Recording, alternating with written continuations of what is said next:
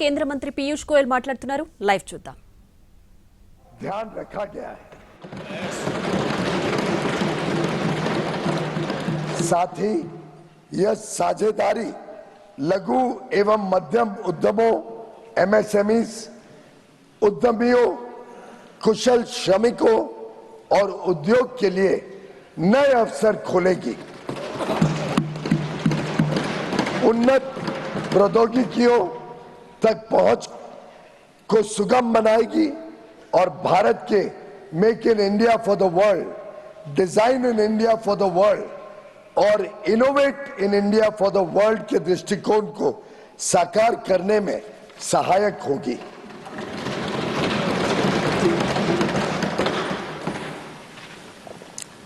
यह ऐतिहासिक ढांचागत समझौता भारत अमेरिका संबंधों को मजबूत करने और विकसित भारत 2047 की दिशा में हमारी यात्रा को आगे बढ़ाने की दिशा में एक महत्वपूर्ण कदम है और यह दुनिया के दो सबसे बड़े लोकतांत्रिक देशों के बीच मजबूत जुड़ाव को भी दर्शाता है,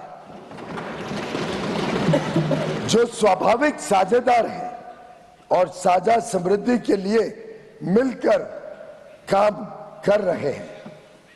मैं माननीय सदस्यों को सूचित करना चाहता हूं कि आगे की कार्रवाई के संदर्भ में दोनों पक्ष व्यापार समझौते से संबंधित आवश्यक तकनीकी प्रक्रियाओं को पूरा करने और कागजी कार्रवाई को अंतिम रूप देने के लिए मिलकर काम करेंगे ताकि इसकी पूरी क्षमता का शीघ्रता से लाभ उठाया जा सके।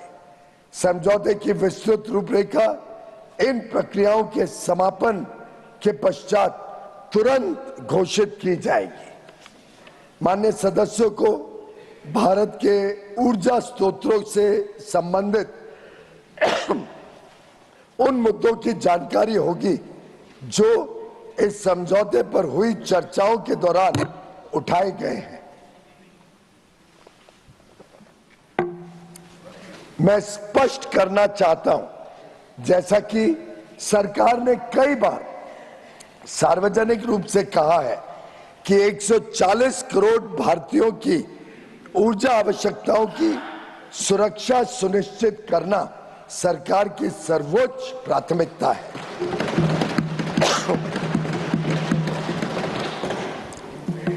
वस्तुनिष्ठ बाजार स्थितियों और बदलते अंतर्राष्ट्रीय परिदृश्यों के अनुरूप ऊर्जा स्रोतों में विविधता लाना हमारी इस कार्यनीति का मूल आधार है। भारत की सभी कार्रवाइयां इसी बात को ध्यान में रखकर की जाती हैं। अतः मैं माननीय सदस्यों से इन मुद्दों को समुचित दृष्टिकोण से देखने का आग्रह करता हूं। दोनों देशों के बीच भावी व्यापार अवसरों के संदर्भ में माननीय सदस्यगण इस बात को समझ लेंगे कि भारत और अमेरिका काफी हद तक एक दूसरे की पूरक अर्थव्यवस्थाएं हैं। जैसे जैसे भारत विकसित भारत के पथ पर अग्रसर हो रहा है, हमें ऊर्जा, विमानन, डेटा केंद्र, परमाणु ऊर्जा आदि सहित कई क्षेत्रों में अपनी क्षमताओं को बढ़ाने की आवश्यकता होगी। अमेरिका इन क्षेत्रों में दुनिया का अग्रणी देश है, इसलिए हमारे लिए इन क्षेत्रों में व्यापार की संभावनाओं पर ध्यान केंद्रित करना स्वाभाविक है, जिससे न केवल हमारी खरीद में बल्कि हमारे अपने निर्यात में भी विस्तार होगा। अतः हमारा अनुमान है कि तुलनात्मक लाभ के परिणाम स्वरूप कई क्षेत्रों में भारत का निर्यात अमेरिका में भी काफी बढ़ेगा। विश्व की सबसे बड़ी अर्थव्यवस्था के साथ यह ढांचागत समझौता जो आने वाले वर्षों में वैश्विक विकास और नवाचार को गति प्रदान करेगा, भारत की जनता एवं राष्ट्र के व्यापक हित में है। यह विकसित भारत और आत्मनिर्भर भारत दोनों को सशक्त बनाता है। हम अपने देश के लिए माननीय प्रधानमंत्री जी के इस दृष्टिकोण को साकार करने में की दिशा में निरंतर कार्य करते रहेंगे। धन्यवाद महोदय।